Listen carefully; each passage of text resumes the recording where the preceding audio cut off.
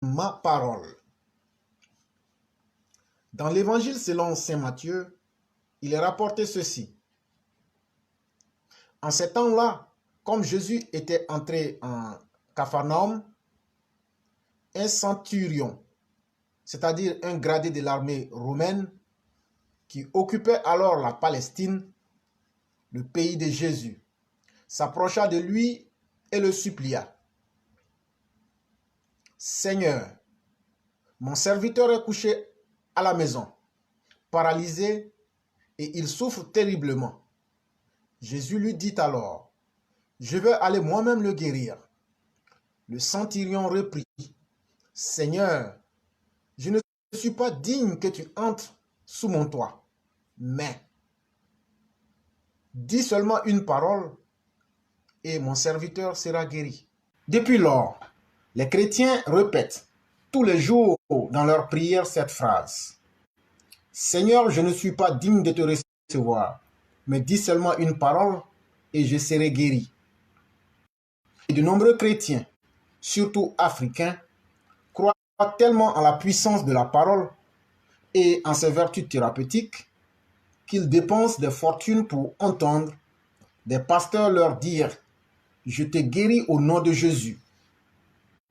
Ces jours-ci, le pape, chef de l'Église catholique, se trouvait en République démocratique du Congo, c'est-à-dire en RDC, où sa parole était très attendue et le pape n'a pas déçu les Congolais. Il a dit exactement, et même plus, ce qu'il attendait. Il a ainsi dénoncé le colonialisme économique de l'Occident et le pillage systématique des minéraux congolais. Il a évoqué un génocide oublié, dénoncé par des occupations des villages et des tentatives de partition de cet espace. Interpellé l'élite congolaise sur le fléau de la corruption et appelé à des élections transparentes et crédibles. Il était prévu qu'il se rende dans l'est du Congo, de la RDC, qui est en proie depuis plus de 20 ans à une guerre sanglante menée par des milices téléguidées de l'extérieur, dans le but de mettre la main sur les fabuleuses richesses de cette partie du pays. Mais il a dû y renoncer pour des raisons sécuritaires. Il a cependant reçu des ressortissants de cette région meurtrie et leur a dit les paroles qu'il attendait et qui les ont sans doute guéris. Tous les observateurs disent que la visite du pape a été un très grand succès, puisqu'il a mobilisé des millions de personnes, et si j'en juge par les commentaires des Congolais que j'ai entendus ou lus dans les médias, ils sont très heureux des paroles prononcées par le souverain pontife. Ces paroles les ont-ils guéris? Telle est la question que je me pose. Tout dépend de ce que l'on appelle guérison. Ce qui est sûr et évident, c'est que les Congolais catholiques sont très contents et c'est le plus important. Après la République démocratique du Congo, le pape s'est rendu au Sud-Soudan, le plus jeune pays du monde, puisqu'étant le dernier à avoir acquis son indépendance. Ce pays dispose, comme son voisin la RDC, d'immenses richesses, mais il est ensanglanté par une cruelle guerre depuis sa naissance. Là-bas aussi, le chef de l'Église catholique prononcera des paroles que les populations attendent et il rentrera chez lui. Que se passera-t-il par la suite en RDC et au Sud-Soudan? Strictement rien. Les conflits vont continuer. Les populations vont continuer d'être massacrées et les ressources de ces pays seront toujours pillées pendant que les chrétiens seront en train de prier, les yeux fermés et la Bible en main. Le pape ne peut pas ignorer pourquoi les femmes de ces deux pays sont quotidiennement violées et mutilées. Pourquoi les hommes, les femmes, les enfants, les vieillards de ces pays sont massacrés depuis plus de 20 ans dans le cas de la RDC. C'est pour s'accaparer des richesses de ces pays. Et le pape n'ignore pas qui profite de ces richesses et que l'on pourrait soupçonner à juste titre d'être le commanditaire de ces crimes. Il sait que les commanditaires sont du côté du monde où il vit. C'est là-bas qu'il doit essayer de remuer les consciences. Nous autres, on nous a appris depuis des siècles à nous contenter de la parole. Au nom de la parole, surtout la parole de Dieu, on nous a réduits en esclavage. Au nom de cette parole dite de Dieu, on nous a colonisés. Et on continue de nous piller et de nous massacrer pendant que nous écoutons cette même parole. Oh oui, nous croyons tellement en la force de la parole que dans notre pays, par exemple, certains d'entre nous préfèrent suivre aveuglément ceux qui n'ont que des paroles à leur proposer, plutôt que celui qui travaille concrètement à améliorer leur vie et dont les œuvres sont visibles. Ma parole? De quoi sommes-nous donc faits? Au commencement était la parole, dit un livre sacré qui nous fut imposé. Et l'Africain prit la parole. Cette parole dont il espère qu'elle le libérera, le guérira, le conduira au paradis, laissant les biens matériels de la terre aux autres, qui, ma foi, en jouissent très bien et sans gêne. C'est bien Jomo Kenyatta qui avait dit cette phrase. Quand les Blancs sont arrivés, ils nous ont donné la Bible et nous ont demandé de fermer les yeux et de prier. Ce que nous avons fait. Lorsque nous avons ouvert les yeux, ils avaient pris nos terres et il ne nous restait que la Bible dans nos mains. Mesdames et messieurs, c'est un sujet de réflexion. L'Africain est tellement naïf qu'il aime entendre ce qu'il veut entendre. Et lorsqu'un individu se classe dans ce registre, c'est carrément comme s'il se condamnait lui-même à subir toutes les difficultés de la terre. Quel bon Africain n'aimerait pas entendre ce qu'il voudrait entendre? Mais personne parmi nous n'aimerait entendre ce qui peut le sauver, ce qui peut être la vérité. Et tant que nous allons penser que c'est les autres qui viendront faire notre bonheur à notre place, hélas, nous sommes en train de nous mentir. Les belles paroles n'engagent que ceux qui croient en elles. Les belles paroles ont toujours été un leurre pour celui qui parle de se donner bonne conscience, mais surtout pour endormir celui qui attendait la belle parole. Au-delà des belles paroles des autres et des promesses des autres, qu'est-ce que vous, qu'est-ce que moi, qu'est-ce que nous, en tant qu'Africains, faisons de façon concrète pour le continent? Qu'est-ce que nous faisons de façon concrète pour combattre le mal aujourd'hui du djihadisme? Qu'est-ce que nous faisons de façon concrète aujourd'hui pour nous inciter nous-mêmes à nous dire que notre premier ennemi, notre premier Satan, c'est la paresse? Le premier Satan qui ne se trouve ni dans les églises, ni dans les mosquées ou dans les synagogues, le premier Satan de l'homme africain, c'est notre grande paresse. Ayons le courage de regarder notre Satan en face, comme le Christ l'a fait lorsqu'il a été tenté par le Satan, qui lui dit après 40 jours de jeûne, je t'offre le monde, suis-moi. Et le Christ lui dit, non, je sais où je vais. Chers Africains, le jour que nous allons nous réveiller, le jour que nous allons cesser de nous plaindre, le jour que nous allons cesser d'attendre et d'espérer des autres, on va commencer à cultiver nos terres. On va commencer à nous éduquer selon nos propres paradigmes. On va commencer à nous éduquer avec les valeurs qui peuvent nous rehausser pour que l'Africain devienne aussi une référence sur cette terre-là. Et c'est ça qui manque à l'homme africain. L'homme africain est tellement dévalué, tellement dévalorisé, que lui-même a perdu confiance en lui-même. Mais quand tu perds confiance en toi, ça n'arrange pas les autres de venir te redonner, de te redonner cette confiance-là. C'est ça l'homme africain. Et c'est un modèle qui ne marche pas, qui ne marchera pas. Il faut avoir le courage de le dire. Et non seulement nous-mêmes Africains, on n'aime pas se dire la vérité, mais les dirigeants en profitent pour nous manipuler. Mais on ne peut manipuler que celui qui est prêt à être manipulé. Ça aussi, c'est une vérité. Quelqu'un qui a un esprit lucide et objectif ne peut pas être manipulé. On peut être trompé, mais on ne peut pas être trompé permanemment. Mais on peut être manipulé permanemment. Et donc, pour être manipulé permanemment, comme c'est le cas de notre jeunesse en Afrique aujourd'hui, il faut que cette jeunesse-là même soit disposée à cela.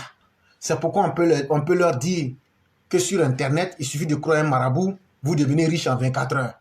À nos jeunes filles, qu'elles pourraient avoir le mariage en une demi-journée.